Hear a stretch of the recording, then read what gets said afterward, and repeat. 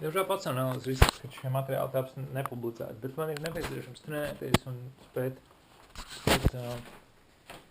veikt video editing. Ja? Diezgan svarīgi, nozīmīgi prasmi, vērtīgi prasmi. Un, es vēlos šo prasmi izkopt.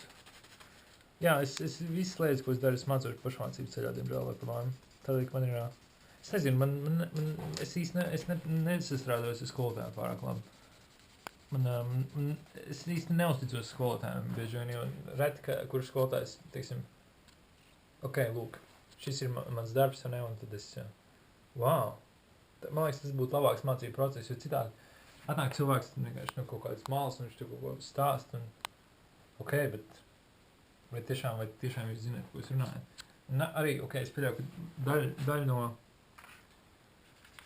daļa no teiksim, tādas pietādes pret skolotāju figūrām nereti, es pieļauju, nāk no idejas, ka, ok, šis cilvēks ir ticis līdz šai pozīcijai, tas nozīmē, ka šis cilvēks zina, par ko tas runā, bet tas nevienmēr ir taisnība. Un arī man personīgi liekas, ka tiem audzēkņiem būtu nepieciešams,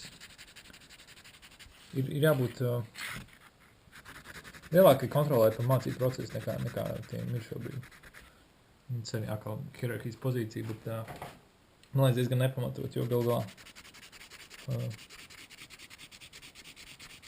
Jā, iespējams šis nav asprātīgi, bet es īsti neredzu nevienu iemeslu, tāpēc, lai audzēkņi nevarētu izvēlēties skolotājus.